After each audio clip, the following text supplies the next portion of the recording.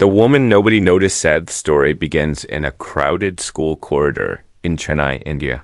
The year is 1984. Sundar, a quiet 12-year-old boy with large, curious eyes, stands beside his mother, Lakshmi. Parents are rushing to meet teachers. Voices echo through the tiled halls, but nobody speaks to her.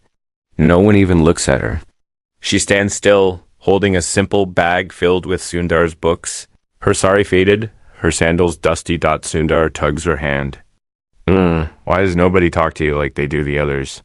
She smiles gently, placing her palm on his head. It doesn't matter if they talk, Kanna. What matters is what we do, not what they say. But Sundar notices. He always notices. The other. Mothers are draped in gold jewelry. Their husbands speak fluent English.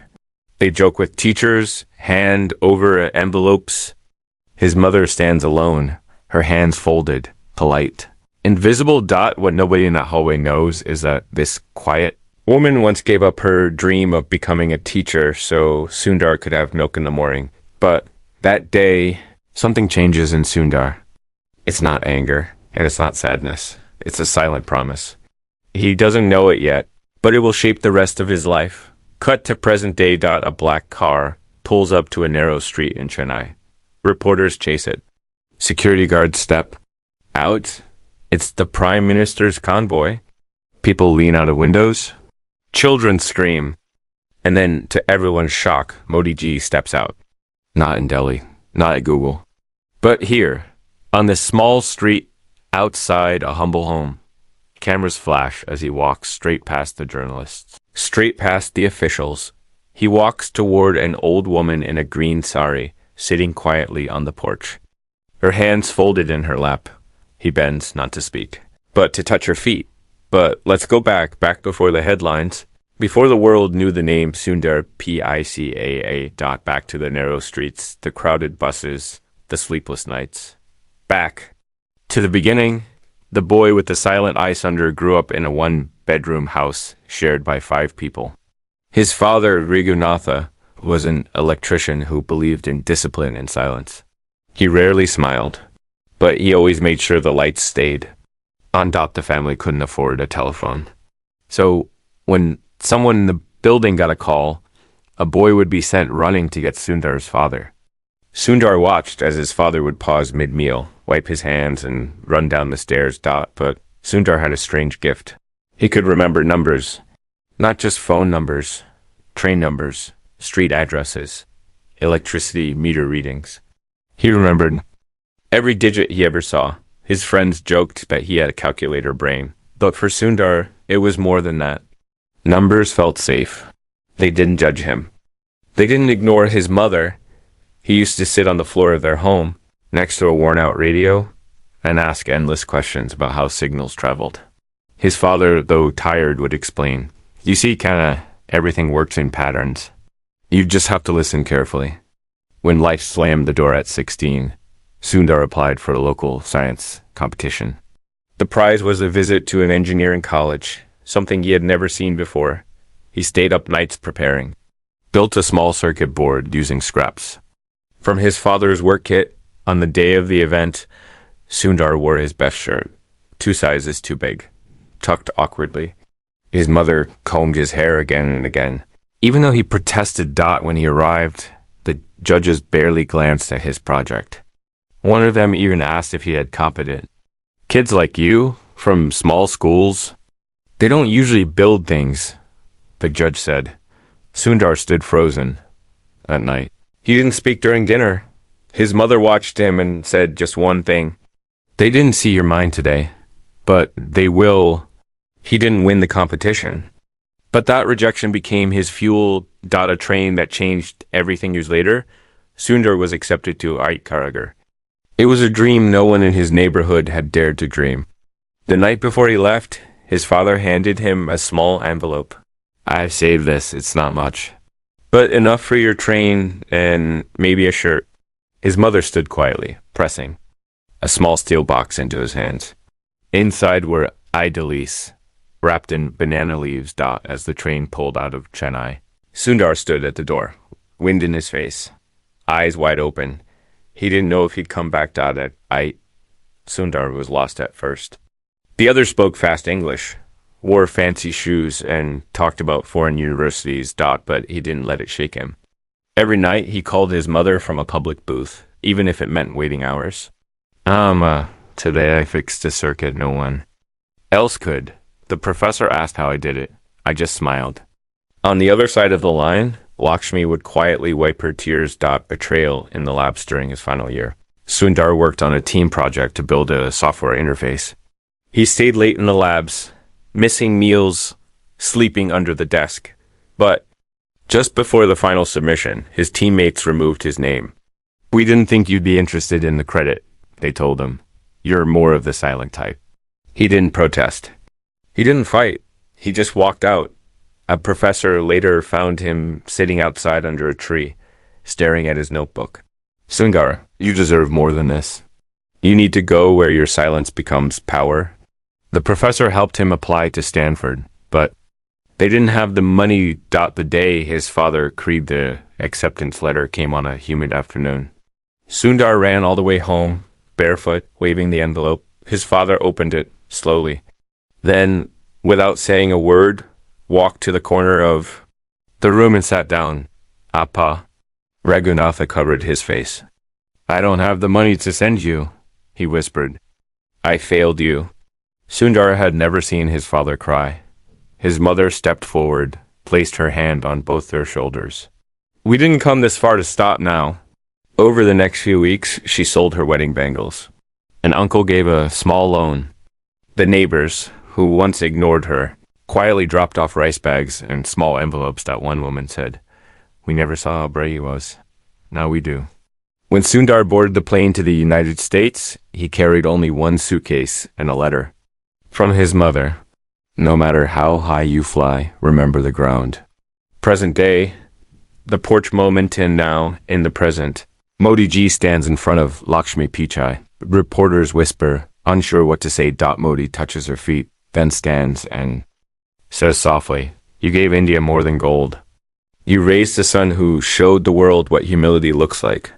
Lakshmi smiles. She doesn't speak. The cameras catch a single tear roll down her cheek. The internet will explode with photos later. But for now, on that porch, there's only silence. And then she says the one sentence that no one expected. "He was always meant to fly, but he never forgot to kneel." Fade to black. Asterisk the wedding that broke him. The wedding was loud. That kind of loud where voices blend into the blare of film songs played through crackling speakers. Garlands of marigolds dangled from old ceiling fans that swung slowly, making the lights flicker. Aunties bustled past in colorful silk saris, their gold jewelry clinking with every movement. Uncles sat on plastic chairs, their white dhotis freshly ironed, sipping hot filter coffee and loudly debating politics and cricket. Sundar stood near the corner, by the banana tree leaves stacked for serving food, adjusting his shirt collar for the 10th time. He was 21 now, a student at Stanford. Technically, a success story in the eyes of the neighborhood. And yet, something in him still twisted every time he walked into these family gatherings. The glances, the quick half smiles, the way some people asked about America not out of pride, but out of a strange disbelief, like he had gotten in through a back door that someone else should have used. His mother, Lakshmi, was in the kitchen, her hands covered in turmeric as she helped stir sambar in a huge steel pot. Even now, with so many around, she wasn't seated at the front with the elders. She wasn't offered a plate until everyone else had eaten. She didn't complain. That's what made it worse. As Sundar waited for his cousin, who was getting married. That day, he heard voices behind the curtain that separated the main hall from the inner rooms. "It's strange, isn't it?" One woman whispered. "Lakshmi acts like she belongs here." But she was always just the girl who married Raghunatha because he needed a caretaker for his mother. And look at her now. Another voice joined.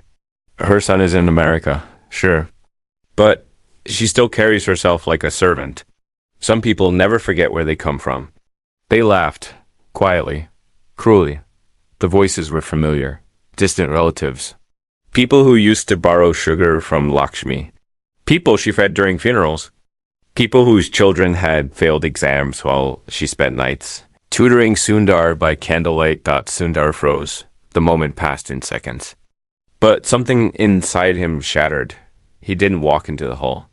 He turned and stepped outside, the heat wrapping around him like a blanket he no longer wanted to wear. He walked to the edge of the street and leaned against a wall, pressing his fingers against his eyes until the burning stopped. How? Do you respond to a world that looks at your mother and sees only her silence? How do you stand tall when the woman who raised you is still treated like she's invisible? He didn't tell her what he heard, not that day. Not ever. But that night, in the dark of their small room, Sundar sat at the edge of his bed, unable to sleep. The ceiling fan made a low hum, and in the background, he could hear the neighborhood dogs barking. His mother sat cross-legged across from him, folding clothes, her fingers moving slowly. "You're quiet today," she said. He didn't respond. "It's the wedding?" He nodded. She smiled, a soft, almost amused smile. "Did someone say something?" He looked up sharply, surprised. "How did you—" "Because I've heard those things for years.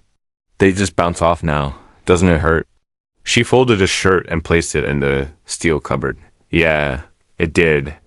Now it only reminds me of how far we've come." He wanted to scream. To tell her that it shouldn't be this way. That she deserved more.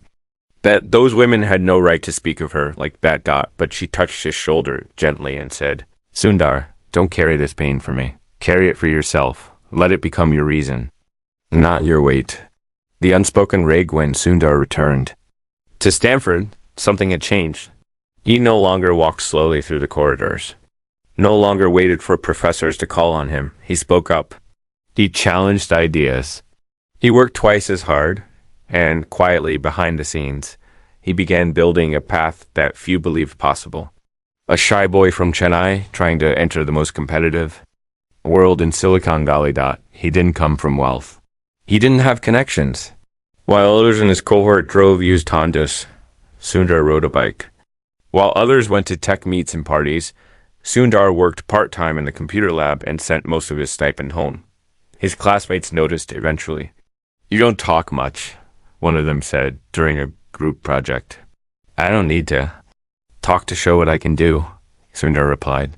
He didn't mean it to sound bold, but the silence after he said it told him. It had struck something. The apple that didn't fall for Rowan of Sundar's first job interviews in the Bay Area was with a rising software company. He wore a borrowed blazer, slightly too tight, and carried a printed resume with coffee stains he hadn't noticed. He entered the conference room, smiling nervously. The interviewer, a white man in his late 40s, glanced at his papers. "So, Chennai," he said. "Never heard of it." Sundar blinked. "It's in South India.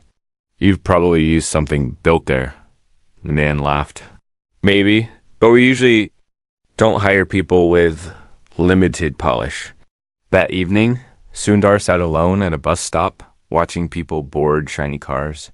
For the first time since he'd landed in America, he wondered if just maybe, the world wouldn't see past his skin, his name, or his mother's silence. He didn't tell her about that interview either, but he called her. He said. "Yes, Tana. You once said they'll see what we do, not what they say." I need to believe that now more than ever. She didn't give a lecture. She just said, "Then believe it. Because you're still climbing, and their voices can't reach that high." When Google called years later, after building a quiet reputation for his work on product design, Sundar received an email that made his heart skip a beat. Google. Not a recruiter, not an assistant, but directly from someone on the inside who had seen his work and wanted to meet. Sundar went through the interviews like he had waited his entire life for them. Because he didn't try to impress. He simply explained how things could be simpler, faster, more human. When he got the job, he didn't jump, didn't scream.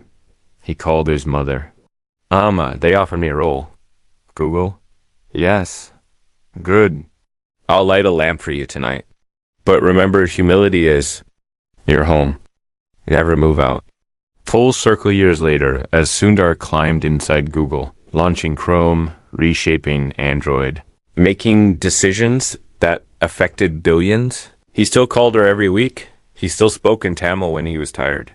He still remembered the taste of those banana leaf wrapped idolies on the train dot, and every time someone praised him, every time he stood on a stage with cameras flashing, his mind went back, not to the success, but to the wedding dot, to the voices behind the curtain dot, to the shame he had swallowed like fire.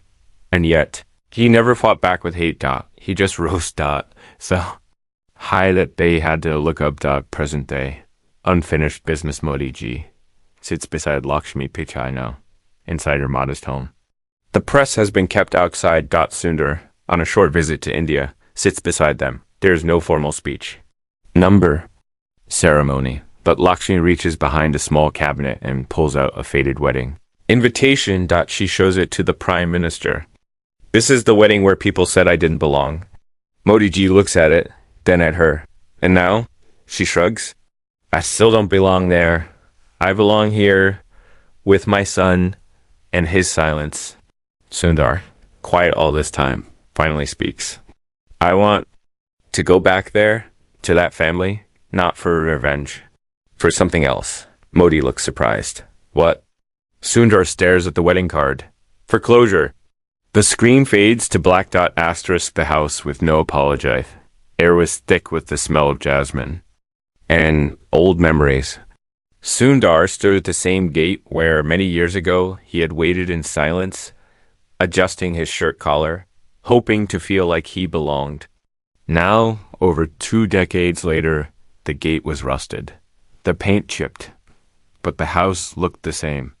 The walls were still light blue, the windows covered in the same iron grills. And inside, he could hear the faint sounds of utensils clinking, as if time had decided not to move on. His heart beat slowly, but heavily, like a drum muffled by cloth. This was not just a visit. It was a return, not for confrontation, not for spectacle, but for something far more difficult, understanding. His driver had offered to walk him in, but Sundar had waved him off. He wanted no entourage, no cameras, just his own footsteps walking toward a door he had once wished never to see again. He knocked. There was a pause. Then the door creaked open, and an older woman, still draped in elegant silk sari, stood in the doorway. Her hair was streaked with gray, but her eyes were sharp, calculating. It took her half a second to recognize him. Her mouth opened, but no words came. He smiled gently, but did not step forward. Vanakkam auntie, he said, his voice soft. She blinked. You're Sundar, Lakshmi's son. The silence between them thickened. The same silence that had existed all those years ago, when she had laughed behind the curtain. But now it had weight. Now I had memory dot. She stepped back. Come in. He entered the house slowly, as if walking through layers of his own past. Every corner was familiar. The framed wedding photo still hung crookedly on the wall. The fan still made that tired squeaking sound with every turn. He noticed it all, and something inside him tightened, not with anger, but with grief for the boy who had once stood here. Feeling small, he sat on the same old wooden sofa. His back straight dot, the woman brought him water in a steel tumbler and placed it before him without a word. Then she sat across from him. Why? Are you here? She asked, not with malice, more with curiosity. He looked at her.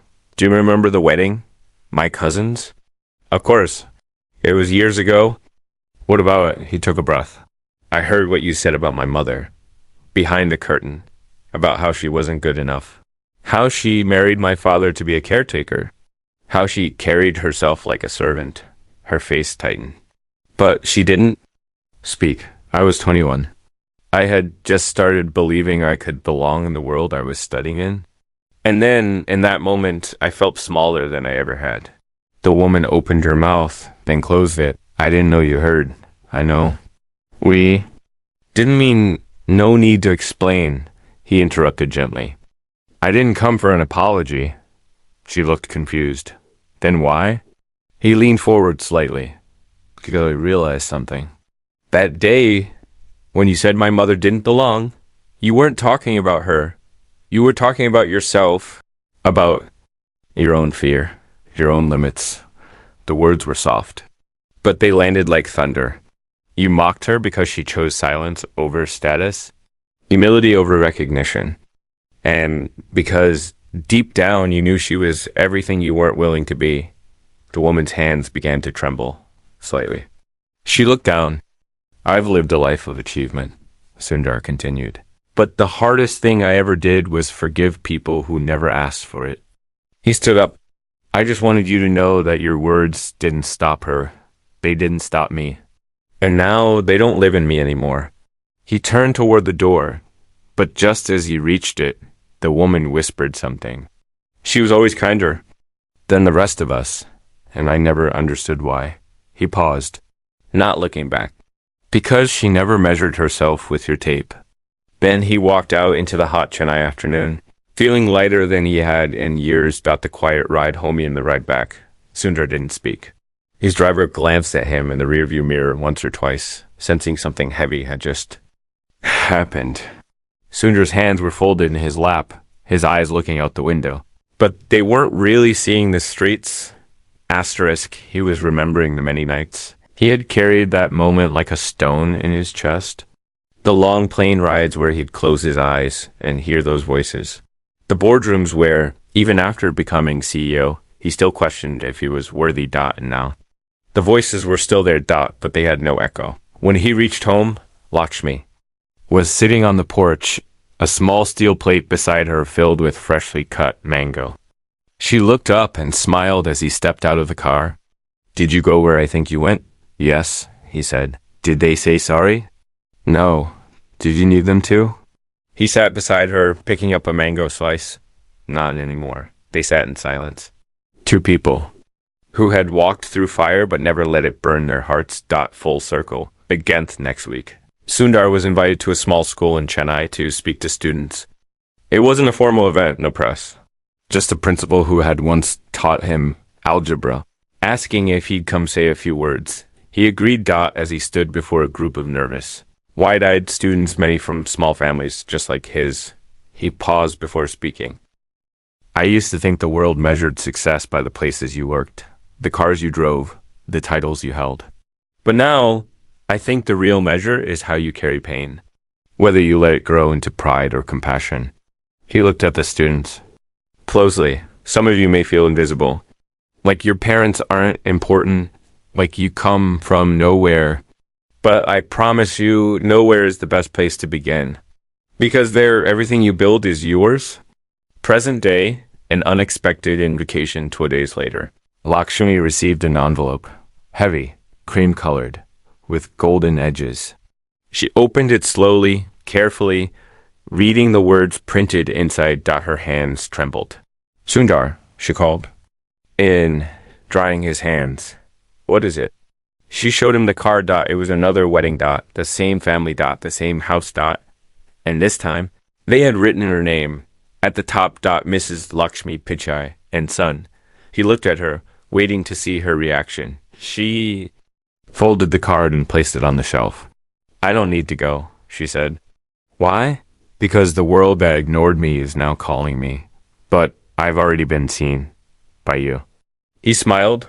But if we do go, we'll take the front seat this time. She laughed. A soft, glowing laugh.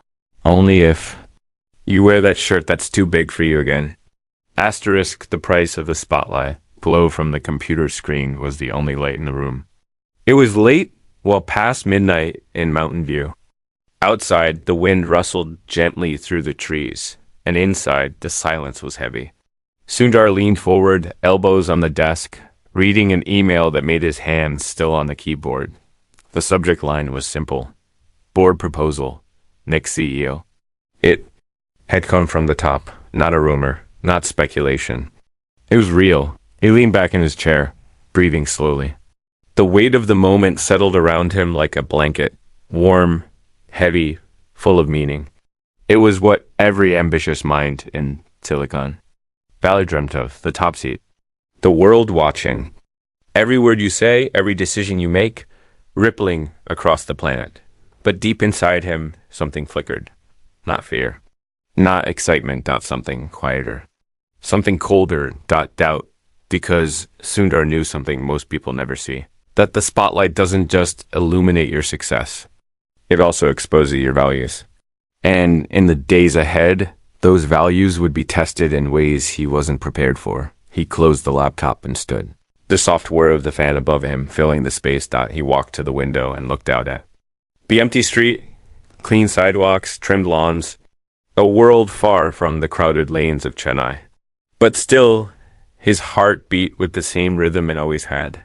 Not for power, not for applause, but for something older, deeper purpose. And now, that purpose was about to face its challenge. The conversation no one heard next morning. Sundar sat across from two senior board members in a sleek, quiet meeting room high above the city. The windows behind them looked out at the pale blue sky. The walls were white, the chairs leather. Everything was clean. Controlled, professional. One of the board members, a sharp-eyed woman in her 50s, leaned forward.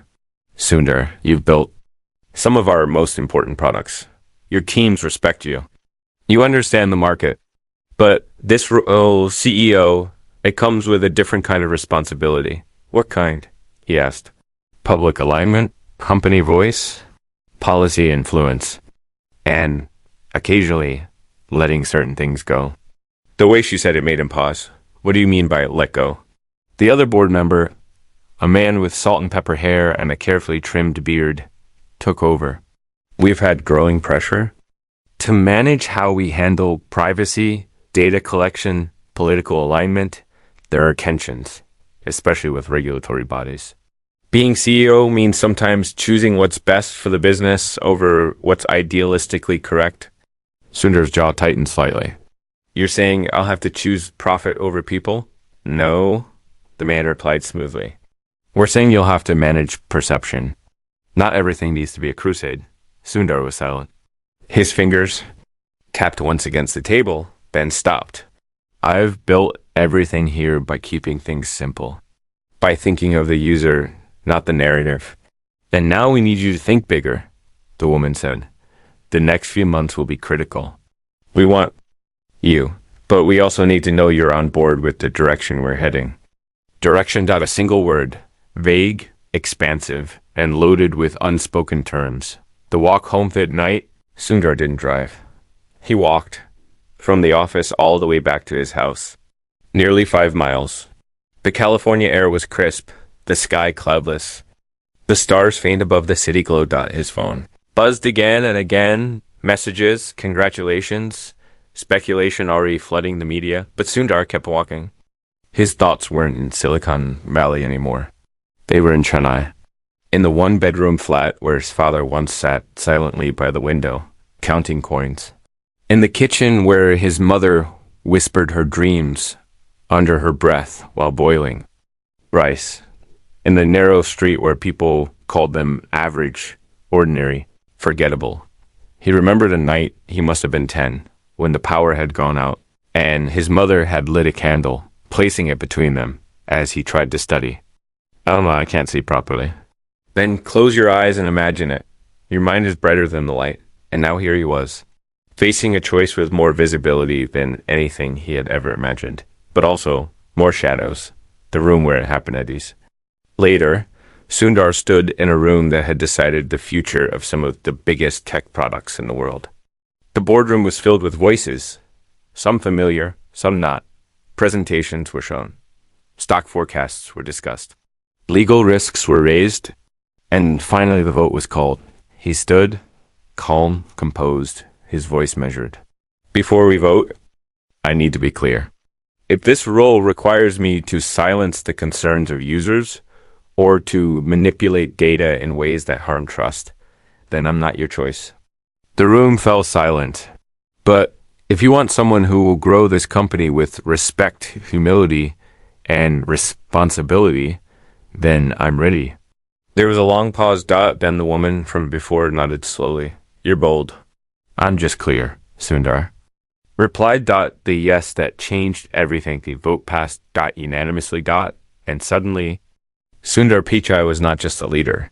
He was the leader, not just of a company, but of a global ecosystem that touched billions of lives every single day. The news broke across screens from New York to Delhi. Headlines praised the rise of the humble engineer from India. Analysts debated what his leadership meant for the future of the internet.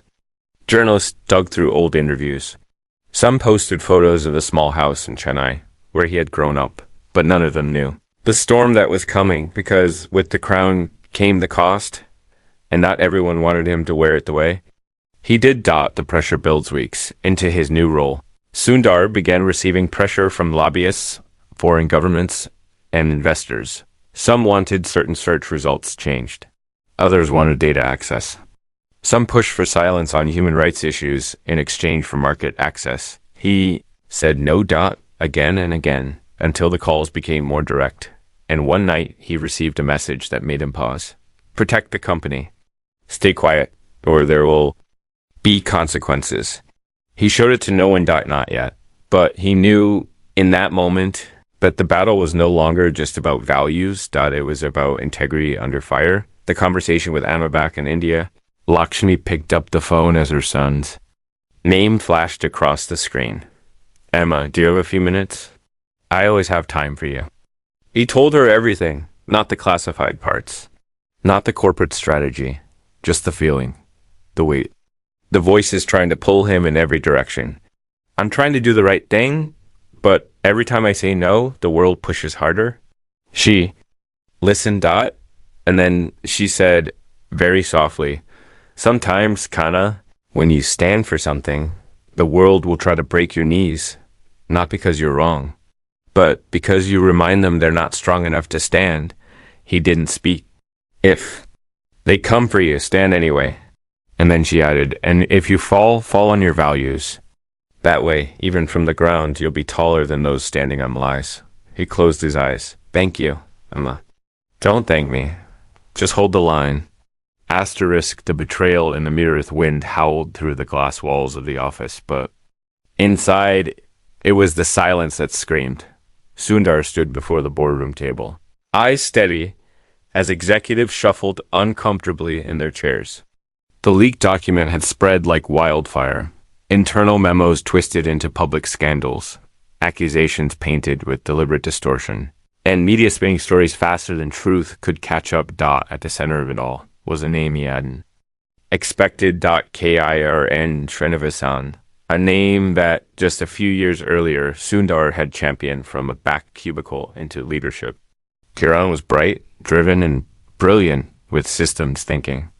More importantly, he was from a background similar to Sundar's. Modest roots, immigrant parents, a quiet ambition buried under layers of humility. Or so Sundar had believed, when Kiran had once failed a product review early in his career. It was Sundar who had walked him to the cafe downstairs and bought him coffee. Don't chase praise, Sundar had told him. Build things that outlast you. Kiran had nodded that day, eyes glowing with the gratitude of someone who'd just been seen. And now, it was Kiran who had signed the document that fed the media storm. Not just signed it, leaked it. The elevator riddlewaiter that evening. As Sundar left the board meeting, the elevator doors slid open silently, revealing Kiran already inside, standing alone. They locked eyes for a second. Sundar stepped in. Neither spoke. Asterisk. Floor after floor passed, the soft hum of the elevator loud in their ears. Then Kiran spoke, barely a whisper. I didn't think it would go this far. Sundar didn't move, didn't even turn. What did you think would happen? I thought maybe the board would slow down, that you'd back off from the transparency initiatives. They were starting to get nervous. Shareholders were pushing back. I wanted to keep the company safe. Sundar turned his head, slowly. Safe? You thought betrayal would protect us? Kiran looked away. They promised a seat at the table. More influence? I thought if I showed them I could act, they'd let me lead. I didn't know they'd use it to frame you. Sundar studied him. The elevator reached the lobby. The doors open. Sundar didn't move. Kiran, he said quietly, I lifted you because I saw in you the man I once was. But you showed me something I never wanted to see. Kiran looked at him, ashamed that even our own can forget where they came from. And with that, Sundar stepped out. The doors closed. The storm for the next few weeks, the company spun in chaos. Headlines questioned Sundar's ethics. Regulators demanded explanations. Inside the company, staff began whispering, doubting, fearing. Investors started to pull. Trust began to crack. And yet, Sundar said little, not out of guilt, but because he knew the storm must pass before truth can stand. Instead of defending himself in press conferences, he walked into developer meetings. Instead of calling lawyers first, he met with privacy engineers, listening to their ideas on reform. And slowly, quietly, a different story began to rise. Engineers who had worked under Sundar came forward, employees who remembered how he had advocated for internal ethics training. Users who had seen the benefits of the tools he helped shape. A whisper turned into a voice turned into a chorus. The storm didn't stop, but it started to shift because the truth was louder than the noise. The meeting with the board. The time had come. A closed-door meeting. The entire board seated, pressuring Sundar to step down until the situation calmed. The chairman, an older man, who had backed him during the CEO appointment, leaned forward. Sundar, we believe in your intentions. But right now, the company's image is under attack. Stepping aside, even temporarily, could stabilize things. Sundar stood by the window, back straight, hands clasped. You want to trade short-term? Calm for long-term collapse. The woman from before raised her voice. It's not collapse. It's strategy. No, Sundar said. It's surrender. He turned to face them. I've faced harder things than bad press. I've stood in silence while my mother was shamed. I've watched people doubt my worth because of my name, my skin, my silence. And through all of that, I never bent. He walked slowly toward the table. You made me CEO not because I could build search engines, but because I knew how to navigate storms. Well, this is one. He paused. And I will not abandon ship just because the waves are high. The room fell into stillness. Then the chairman nodded. You stay. The call honked at night. Sundar sat on the edge of his bed, phone in hand. Calling Chennai. His mother picked up on the first ring. Yes, Kanna. It's done. They tried to push me out. But I stayed. He could hear the street dogs barking in the background, the clink of her bangles as she moved. Did they believe you? Not at first. And now, they're listening. Good, she said, then speak wisely. The world is loud, but your words can be music. I wish you were here. I'm always here, she said. Just not always where the cameras can see. Redemption. A month later, the truth emerged. The media shifted its tone. Internal audits cleared Sundar's name. Karen was asked to resign quietly, but Sundar didn't humiliate him. He released a statement that shocked the company. Even those who fall deserve a path back. Betrayal hurts, but bitterness destroys. We must build bridges even when we've been burned. That's leadership. People didn't know what to say. Some admired him. Some called him naive. But deep down, most felt something else. Hope. Because in a world where ambition often eats its own, Sundar had chosen grace, and that made him unforgettable. Asterisk, the light that never asked to shine a sky over Chennai was painted in pale orange and fading blue. Early evening. Just before the streetlights came on, the smell of boiled rice, temple incense, and monsoon dust hung in the air like memory itself. In a quiet hospital room on the east side of the city. Lakshmi Pichai lay on a simple white bed. No machines beeped, no urgent voices. Just the slow rhythm of breath. In, out, in again. The doctor had spoken softly to the nurse, not realizing Sundar had already arrived. His shoes were still dusty from the tarmac. He had flown from California the moment the call came. That quiet, trembling voice on the other end. Your mother. She collapsed this morning. We don't know how long she has. Now he stood by the window of the hospital room, his back straight, hands folded together, trying to steady the storm inside him. Outside, a stray dog barked. Children laughed in the street. Inside, his world was holding its breath. The woman who gave everything turned and looked at her. Ellie kiss. The woman who had raised him in silence, fed him in hunger, protected him with prayers instead of power.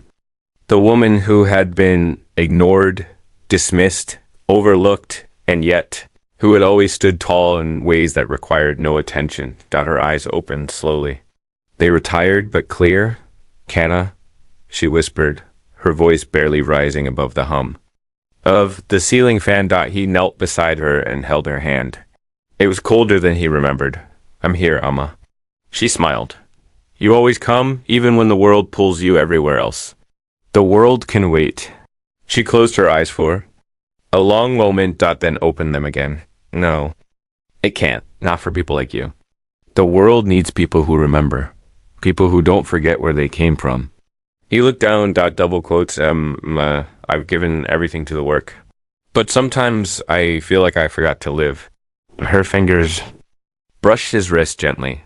No, you lived the way we dreamt. And you never left us behind. Her breath grew slower, but promise me one thing. Anything. Don't chase legacy. Live love. That's what matters when the room is quiet. He nodded, tears tracing silent lines down his cheeks. And one more thing, she added. Yes? Forgive the world. It knew no better. The final moment looked at him with the same eyes that once saw him off on a train to Aikaragar. That once blinked back tears as she sold her wedding bangles. That once smiled when Modiji touched her feet and the world finally saw her. And then gently, without fear, Lakshmi Pichai closed her eyes and let go. The monitor beside her gave no dramatic sound, just silence.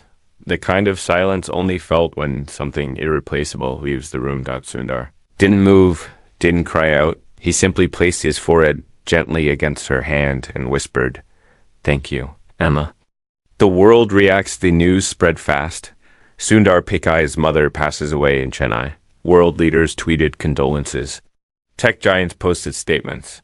Employees around the globe held moments of silence, but none of it touched the core of what had been lost. Not to Sundar, because Lakshmi had never wanted spotlight. She had wanted sincerity. And now he had to find a way to honor that, not in words, but in action. The decision weeks later, in a high-level meeting, Sundar shocked the board. He announced he would step down as CEO. Not today, not immediately, but soon. This company doesn't need a man in spotlight, he said. It needs leaders who remember why they build. The room fell into stunned silence. He continued, I will serve until the next phase is ready. I will prepare those who come after me. And then I will return to what matters most, building. Teaching, mentoring, not because I want less, but because I finally understand what more really means. Some called it a bold move, some called it foolish, but Sundar didn't care. He wasn't chasing applause. He was walking toward peace. The final return a year later. A quiet event was held in Chennai. No red carpet. No global press. Just a few hundred. School children, teachers, and families gathered under a banyan tree in a dusty courtyard. They were unveiling the Lakshmi Learning Center, a tech-enabled community school for underprivileged children. Designed and funded by Sundar's foundation. He stood at the edge of the stage, not in a suit, but in a simple shirt and sandals. He took the mic, paused, and looked out at the crowd.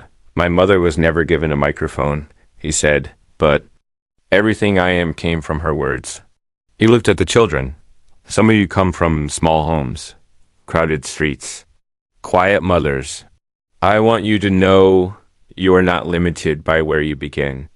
And when the world ignores your family, let it fuel you, not with anger, but with kindness. The children clapped, not because they understood everything, but because they felt everything. And at the back of the crowd, a young girl turned to her mother and whispered, I want to be like him. Her mother smiled. Then never forget who made you. Final scene back in Mountain View. Sundar sits at his old desk, not as CEO, just as himself. The same radio his father once tuned in Chennai now sits beside his monitor. It doesn't work anymore, but he keeps it there as a reminder. His phone buzzes. A message. Your keynote from the school is going viral. He smiles, then turns off the screen. He opens a small drawer. Inside is a faded piece of paper, the letter his mother had sent with him to It. All those years ago, he unfolds it. It says, fly as high as you want. But remember, the sky is not the goal. Kindness is. He presses it to his chest. And whispers, asterisk, you were always the CEO, Hama. I was just following your blueprint. Fade to black. Asterisk.